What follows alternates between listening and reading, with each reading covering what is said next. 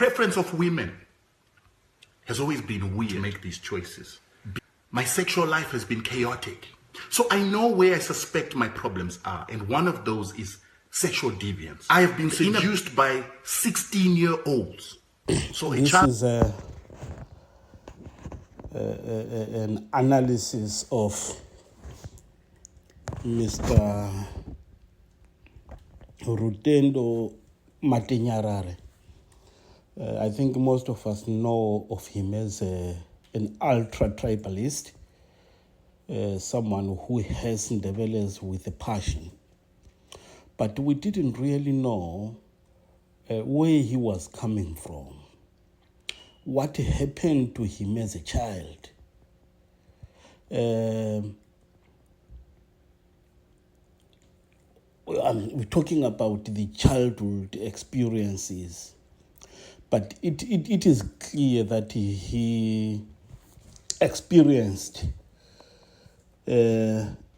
what he calls sexual abuse when he was 3 years old. Whether this is true or not true, well, we know that some other women do abuse children sexually.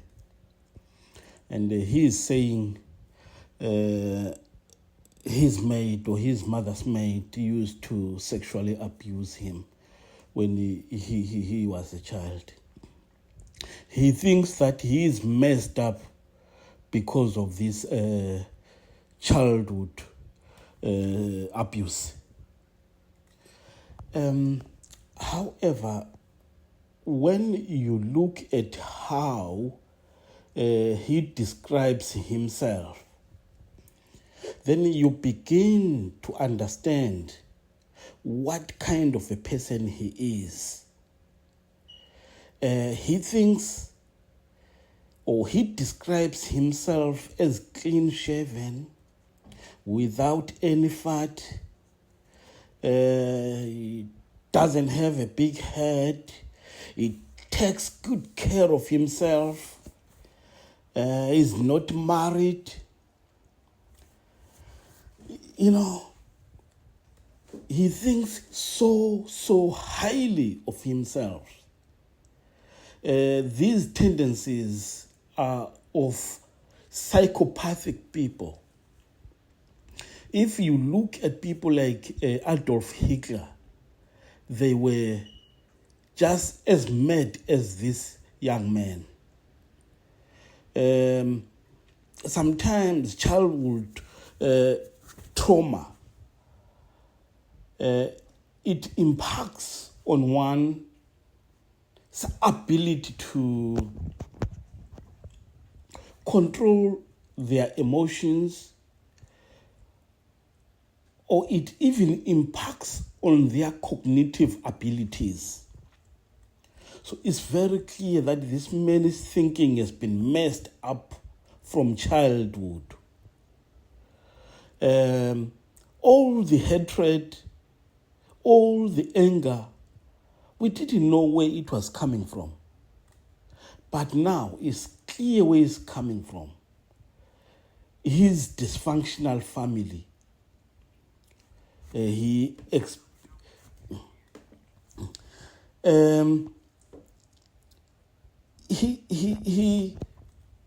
says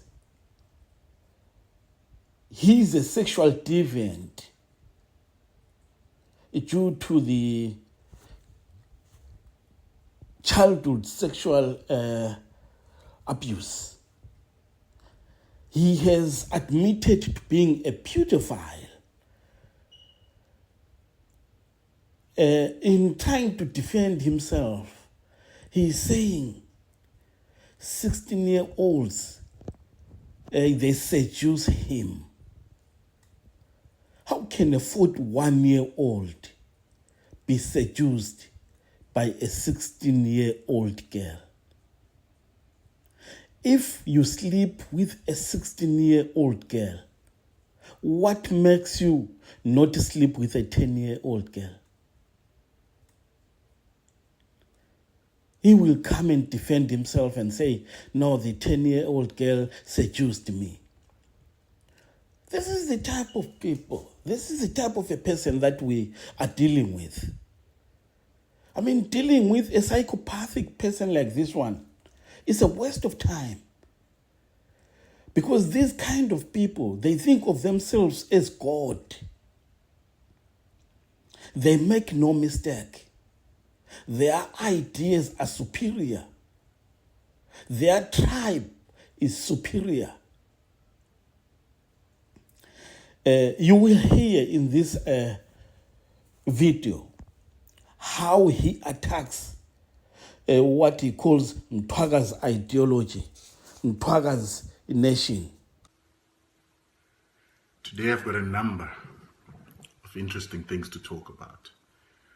I'm actually going to call them elephants in the room that I need to discuss. So the one element is the fact that I've made it pretty public that I was sexually abused when I was 4. Actually, I'm not sure, between 3 and 4, all the way until I was 5, by the maid, that the helper that used to work for us back home. And I've made it public, so a number of people understand and know that I was sexually abused as I was growing up. And then there's another issue that is becoming of interest, particularly our Zimbabwean community. Some of you, my South African friends, won't understand what this is about, but in Zimbabwe, if you look like I do, clean shaven, bald head, you're 41, you look like me, you're not all fat, you don't have a big head and so forth, and you take care of yourself, Zimbabweans, and you're not married, Zimbabweans assume that you are gay. So there's that elephant in the room where apparently I am gay, I'm in the cupboard gay, and I'm this person that has issues with women because of these two problems. 1, because I was sexually abused when I was growing up, and 2, because I am gay in the closet, or a double adapter as they are putting it. So I'm that guy that speaks about things openly. Where I come from, there's no witchcraft in our home. Things are brought into the light, they're spoken about in the light, and we laugh and we move on. But more importantly, some of the issues that I talk about here touch real people. They reach out and touch people that have either gone through my experience, who will understand what things are happening in life. So from the age of 3 to the age of 5, my mom had a favorite helper.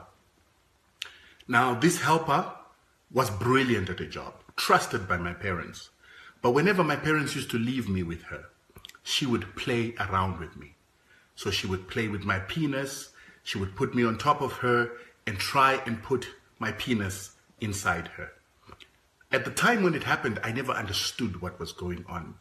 I didn't know abuse, but all I knew is I didn't want to be left with her alone.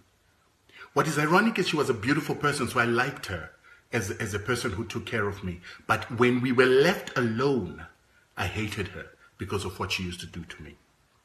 Now, it never registered what happened to me until now that I'm a grown man. And last year, when I was 40, I sent my mother a message, a WhatsApp, to tell her for the first time that this thing had happened to me. And the reason that this has happened for me to start asking these questions is I've started to ask a lot of questions about whether this thing has had an impact on my life sexually. Has it had an impact on some of my sexual behavior? So here, I want to tell you some of the things that I've been through in my life that make me speak about some of the things. So my preference of women has always been weird because of my experience. So when I meet helpers, when I meet women from the village, when I meet women who are slightly older, for the longest time, I've always been attracted. I've always been attracted to prostitutes.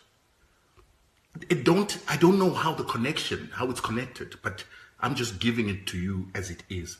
Attracted to prostitutes, passionate about prostitutes, and having this secret admiration for women that are from the villages. That has been me. And I've always wondered how my experience, my abuse, has affected me to make these choices. My sexual life has been chaotic. Chaotic in the aspect that I'm that guy that has had orgies with 6 women while I'm alone. I'm that guy that has had incidents of sleeping with a person that I've just met for a second, and we have eye contact in a club, we go to the toilet, we have sex. I've done that. I have been seduced by people that I'm supposed to say no to, and I failed to say no. I've been seduced by wives. I've been seduced by clients. Clients, yes. And I failed to say no. In incidences where I'm supposed to say no. And I've always wondered how this has been influenced by what I went through sexually. So I know where I suspect my problems are, and one of those is sexual deviance, the inability to control myself, the inability to say no. I've been involved with people's wives, and all my life I've grown up spiritual, where I know that you do not go into a marriage home. And I've been seduced by wives and been unable to say no. I have been with women that I'm not sexually attracted to, but because they seduced me, I was unable to say no.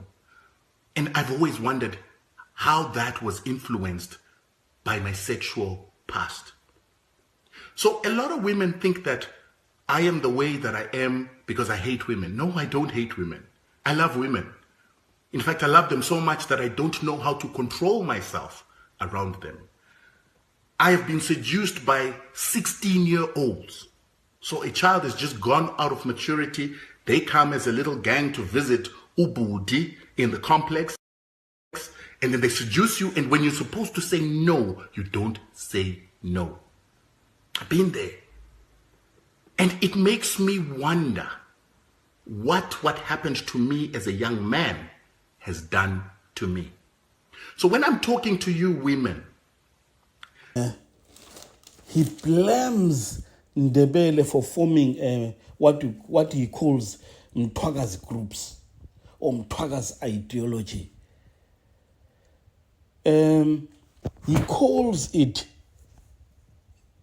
divisive, tribalistic, and a dangerous seed. To him, Zimbabwe is a united country which does not need to be divided. Well, tell me, is there any normal person who doesn't want unity? Does he think that Ndebeles do not want unity? Why do the Ndebeles revive the Mthwakazi identity?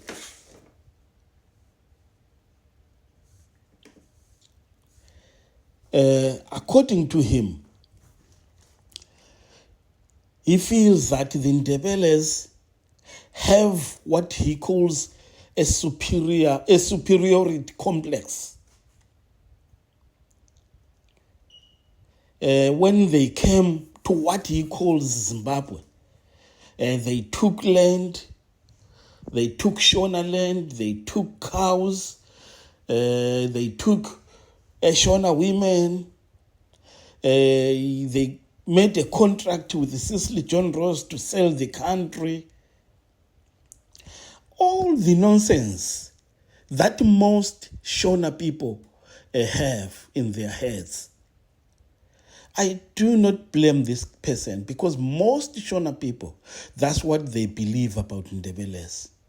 That Ndebeles have a superiority complex. Far from it.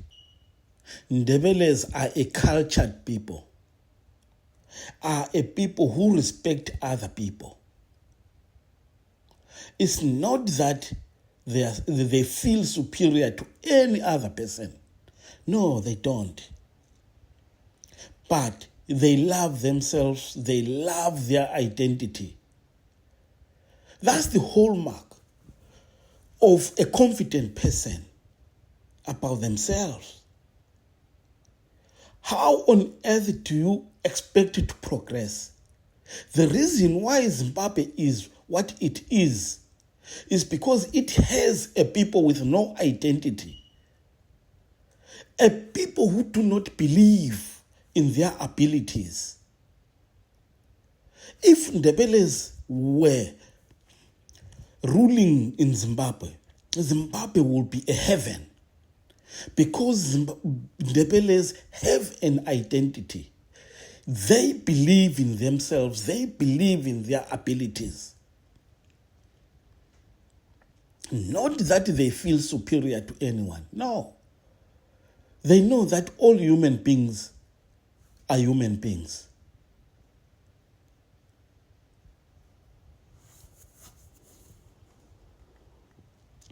This issue that Ndebeles took Shona cows, took Shona women, that's madness. That's madness. And they don't say Shona women, but they say beautiful Shona women. It's because they say in Matabeleland there are beautiful women. Of course, there are beautiful women in Matabeleland. But are there not beautiful women in Mashonaland? I hope there are. This madness of the RAD concession that Lopengula sold the country through the RAD concession, that's madness. Everyone knows that Lopengula revoked the RAD concession when he realized that he was being duped. He revoked the agreement. Who doesn't know how the Matabeleland was confiscated from Lopengula? It was through the barrel of the gun. Everybody knows that in 1893, that's when the Ndebele nation fell in a war, a protracted war. Unlike in Mashonaland in 1890, when it was just occupied without any resistance. We know that.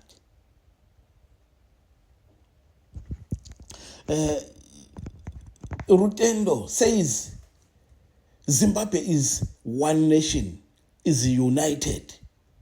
One nation which does not understand diversity. That's the problem with Zimbabwe. They feel that assimilation is unity. They do not understand diversity.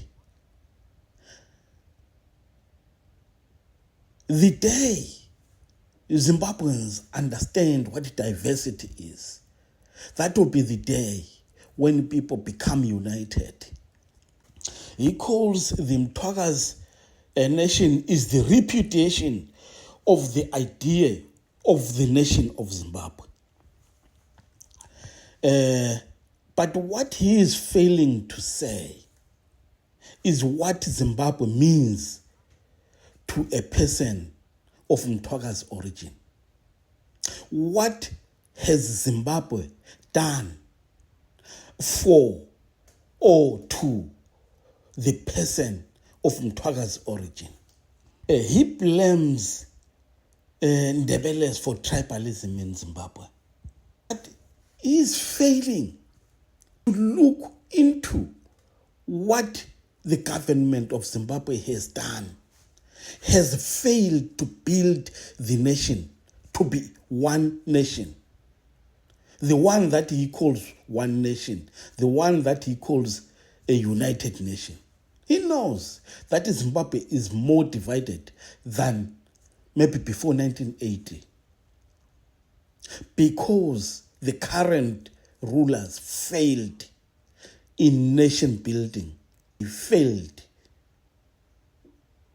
in statecraft.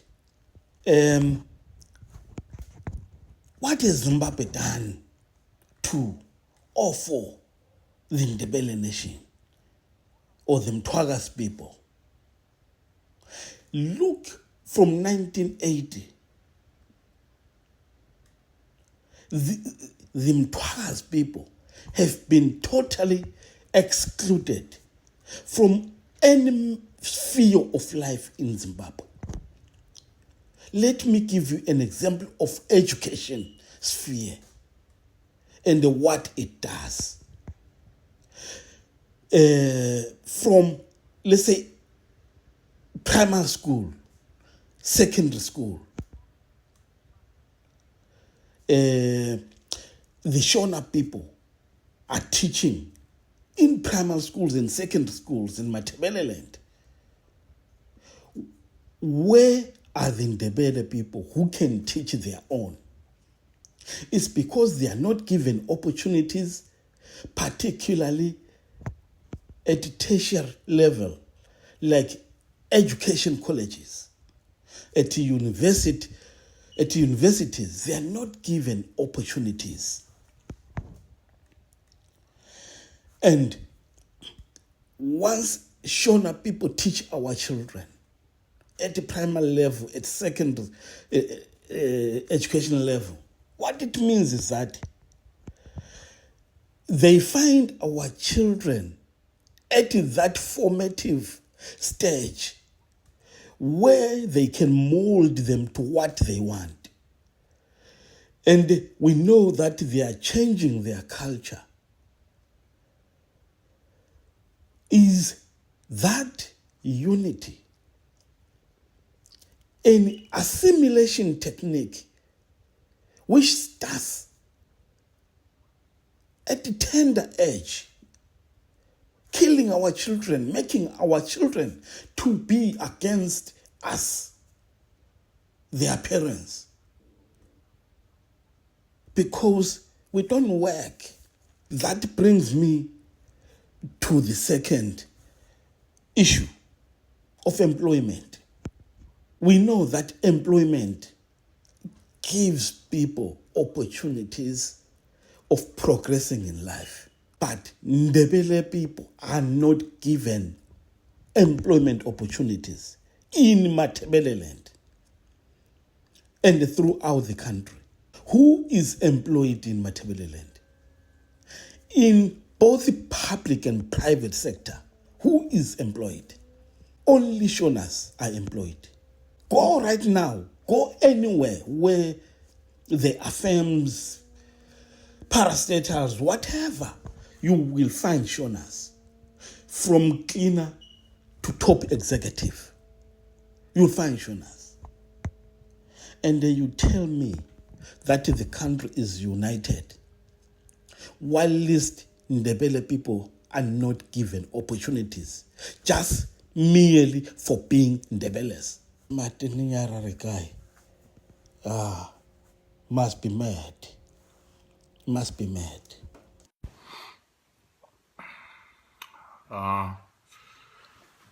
Today I want to talk about tribalism.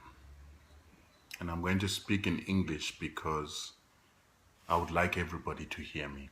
This is a national message. And I don't want anybody to come tomorrow and say that I sent out a tribal message. I'm sending a national message. And the message is about tribalism in Zimbabwe. Of late on social media, there's been a group that has been forming, and there have been a number of groups that are forming, that are called the Mthwakazi Nation. This is a group of people that are looking back into history at the nation of Mthwakazi and the Nguni tribes that made their way from Southern Africa into Zimbabwe, and they called themselves the Mthwakazi nation. And today there are people that are beginning to speak the rhetoric about wanting to revive the ideology of the Mthwakazi nation.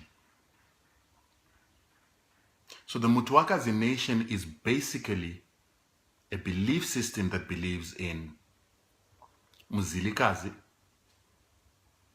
and the Ndebele people that ran away from the Mfecane, where Shaka Zulu was executing certain families, certain groups within the Zulu nation. And the Ndebele people came through with some other Nguni tribes and other people that they picked up along the way. They settled in a place called Magaliesburg in South Africa. They were chased out by Kruger until they came and found themselves in Matebele land in Zimbabwe. And in that settlement, Kwabulawayo, they called themselves the Mthwakazi nation. Today, we have some people that want to recall the Mthwakazi nation.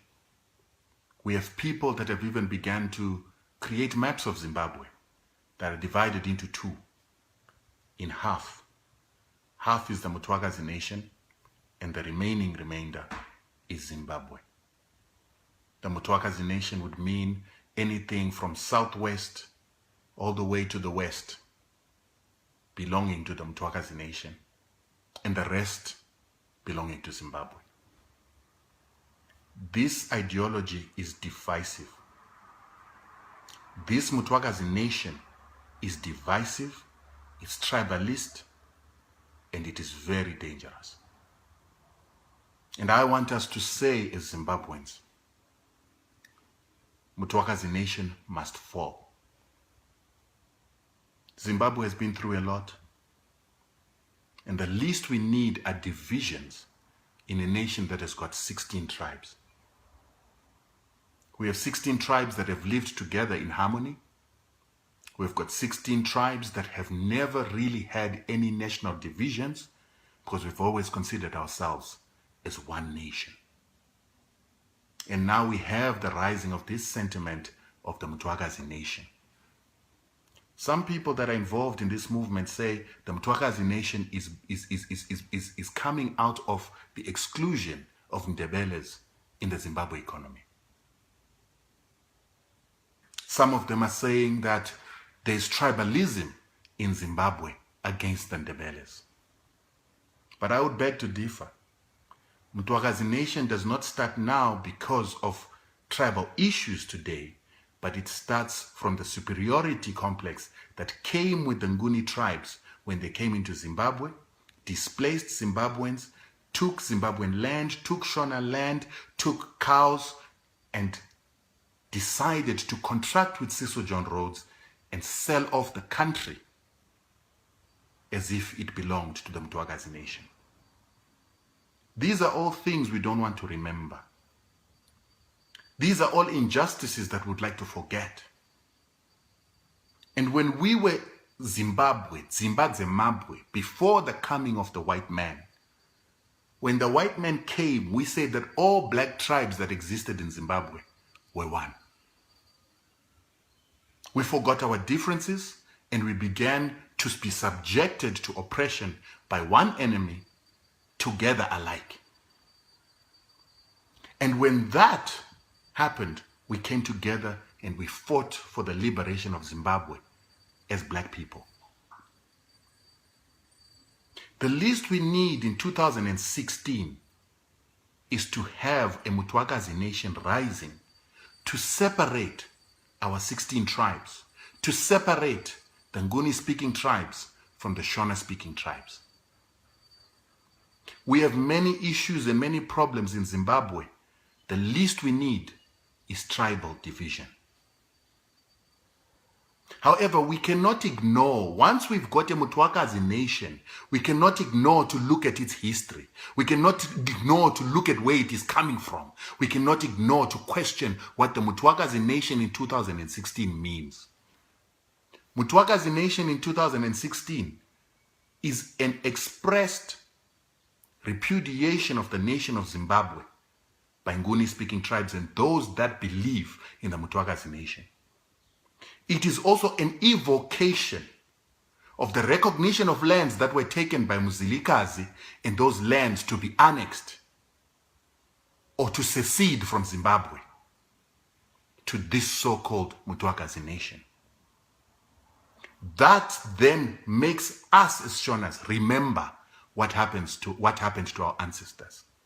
It reminds us as Shonas that just like the white men came and took our cows, Ndebeles also came and took our cows, our women, and our land, and they signed off land that did not belong to them to Cecil John Rhodes in the Right Concession. This is what happens when we evoke Mthwakazi. You remind us to look at history. You remind us that we are different. You remind us that Ndebeles and Shonas are two different people, and Ndebeles at some point dominated Shonas. That is what happens when you evoke Mthwakazi. When you make a nation in a nation, you start making us question our unity. And you start making us question who we are in our tribal identities.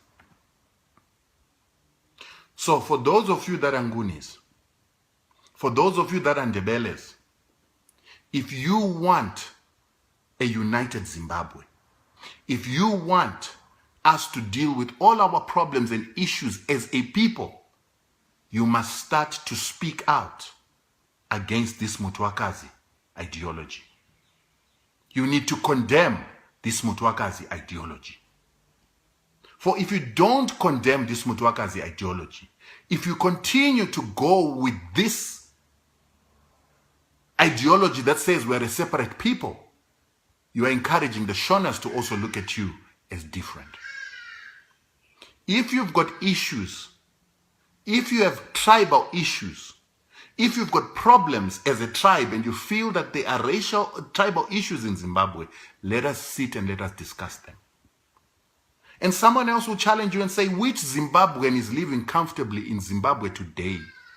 Which Zimbabwean, which region of the country has got any real services with the current economic conditions that are in Zimbabwe today? For you to feel that there's some form of tribal prejudice against you, you need to ask yourself if the country elsewhere is having any preferential treatment. We also have to look at the realities that when Zimbabwe got independent, and even before independence, a lot of Ndebele people were more comfortable getting an education. Once they get their O-levels, they leave to go to South Africa. Some felt that it was their ancestral land. Some felt that there were more opportunities. They went and settled in South Africa. And that caused population growth in Matabele land not to be as great as the population growth in Mashona land. Things like that affect investment. Private businesses will not want to invest in areas like that. So some of the divisions that you see, some of the favoritism that you perceive is sometimes perception or sometimes self-inflicted. When the people that live in Matabele land do not live in Matabele land, but they prefer to live in South Africa, who will want to put up their business in Matabele land? Recently, I was in Bulawayo. The flats that I saw in Bulawayo are dilapidated, falling apart. But they've got owners, those flats. Owners who take rent from people every single month. But those owners do not maintain their buildings. They do not revive their buildings. They do not refurbish their buildings, but they take rent every single month. Whose responsibility is it to develop that real estate? Whose responsibility is it to look after people's yards? Is it the government's responsibility or is the private owners of those properties' rights? These are some of the issues that are causing lack of development in Matabele land. ZANU and ZAPU came together. There are ZAPU leaders that are sitting in our government Why would there be a misrepresentation or a lack of representation for Matabeleland needs, yet there are ZAPU officials that are sitting in our government? Who is the vice president of Zimbabwe? And my problem is that some of these tribal issues that we are trying to pretend like they start today, they start, like I said, when the Ndebele people in 1860 came into Zimbabwe. But they didn't only end there. When we were in the bushes, when we started our first and second Chimurenga, Shona people and Ndebele people came together. They formed ZAPU. ZAPU was consistent of Shonas and Ndebeles. But a difference in ideology and some of these tribal issues caused the split of ZAPU and brought up the formation of ZANU. But even when ZANU was created, there were Ndebeles in there. There were Shonas in ZANU. The major ideological difference was that ZAPU wanted to negotiate with Ian Smith, and ZANU created a party that wanted to go to war. But when we did go to war, when ZAPU formed ZIPRA, inside ZIPRA, people like James Chikerema say that there were divisions, tribal divisions, instigated by Ndebeles. And we're not picking on the Ndebeles. Ndebeles were always a political tribal people that were united all the way from the time that they were a part of the Zulu nation. You have always been political. You've always been a tribal people. You've always been a militant people. But sometimes that is what is influencing you to still look at things from a political and tribal perspective, even in a country that is independent. Shonas, on the other hand, when the Ndebeles got into Zimbabwe, they were not even tribes. They were scattered families and scattered societies of very sparse populations. Hence, the Ndebele could dominate them. We are not a tribal people. We were not a political people. We were not a cohesive people.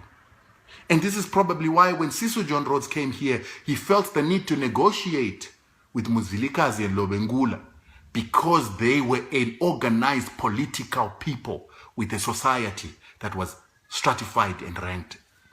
There was hierarchy. But we cannot continue to live in a tribal manner in 2016. We cannot continue to say you are victims of tribalism when you are the people that form things like Mthwakazi. And we're not saying all Ndebeles are involved in forming Mthwakazi, but there are some of you that are guilty of forming Mthwakazi. And the reason why we have to make videos like this is the Ndebele nation is not speaking up against such ideology and such nationalism that divides our nation. Now, me as a Shona, I'm coming here having to speak against Mthwakazi and saying it is a dangerous seed that you are planting in our country. It is a dangerous division, bifurcation, and a balkanization of our country, which is a united country. Right now, we need to be focusing on fighting our economic difficulties together as a people. We have to be fighting to invest in our own nation. We have to be fighting to have Zimbabweans, Shonas, Ndebele, Tsonga, Nambia, everybody investing in all parts of the country for us to grow this country. We don't need people forming Mthwakazi nation in Zimbabwe. We have to change this. Here in South Africa, we are divided. Ndebeles refer to Shonas as Mashina. We don't refer to you as anything else other than Zimbabweans. It is time for us to break this tribalism. It is time for us to break this culture of tribalism that you Ndebele people have and that your ancestors here in South Africa, Zulus, have as well. We have to break that. We don't need that division. We don't need tribalism when we've got enough challenges to fight for economic emancipation for the black man. It's bad enough that we've got borders. It's bad enough that we are divided from South Africans by borders. The least we need is division in Zimbabwe itself. Let's make a change. If there are problems, let's have dialogue. You might not have dialogue at government level yet, but you can have dialogue among your friends. You can have dialogue among other Zimbabweans on many platforms that exist without needing to form something as divisive as Mthwakazi.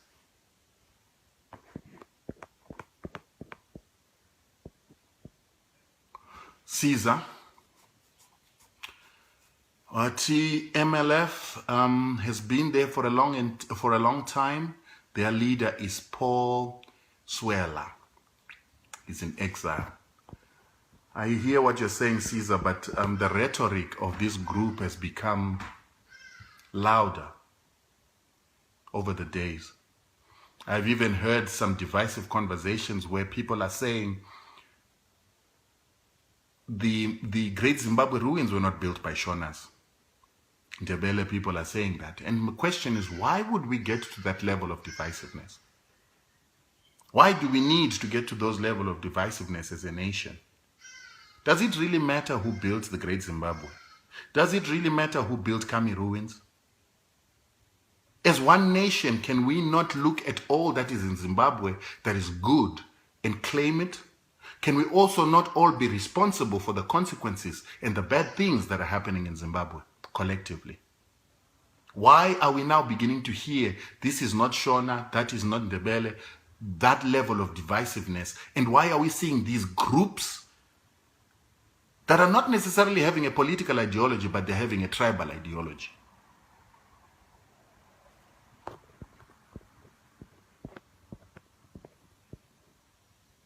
Mansfield, if we want to start afresh, we cannot have Mugabe as the president of ZANU-PF at large. They made it worse. I'm not too sure I know the answer to that, Mansfield, but maybe you are right. German Levy, hey bro.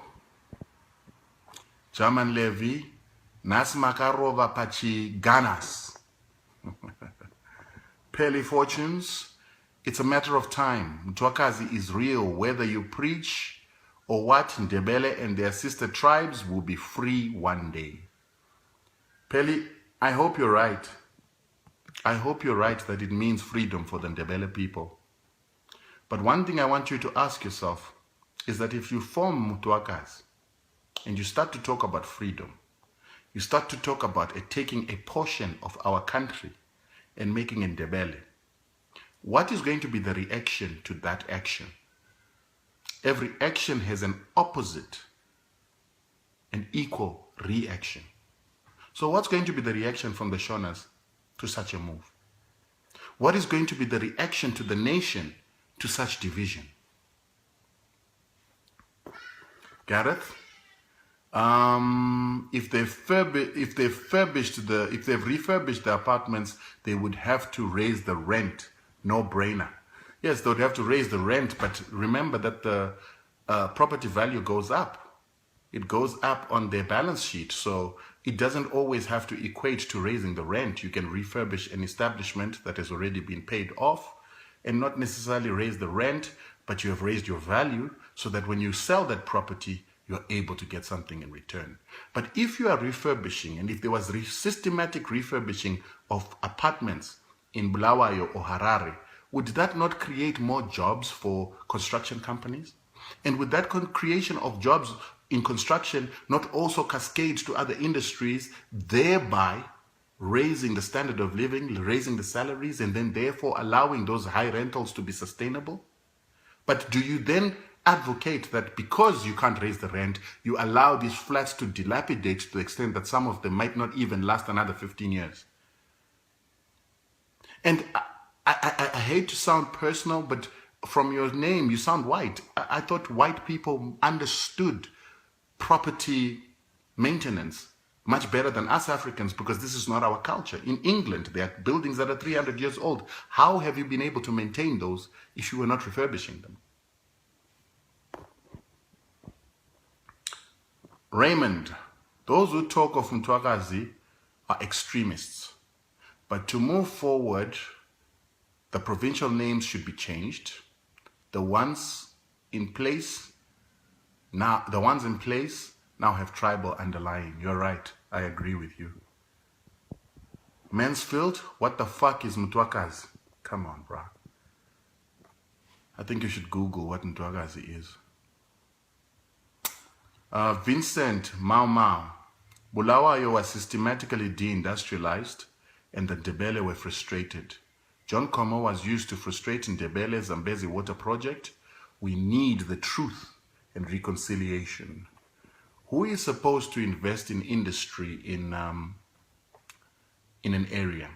So in this case, in Bulawayo, whose responsibility is it to invest in Bulawayo to develop it? Who creates industry? Is it government? Or is it investors and private citizens who put in their money? What is the reason that private citizens don't want to put money in Bulawayo?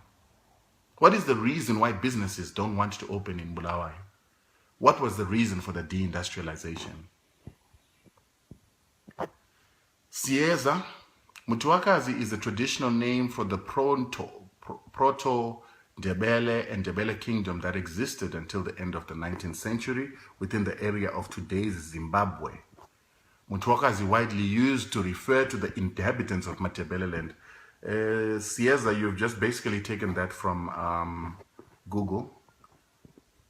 Mansfield, what is the use of Mthwakazi anyway? I don't support the idea of Mthwakazi. Tarwin, do you think we need to put aside our differences and realize we only got one enemy, which is the global white supremacy? Yes, I believe we should be fighting white supremacy. As black people, we are one. We are under the same influence of subjugation.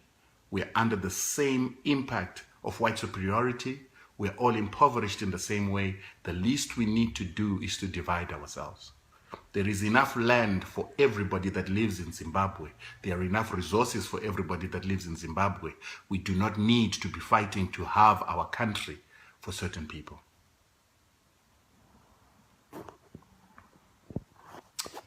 Sharp, guys.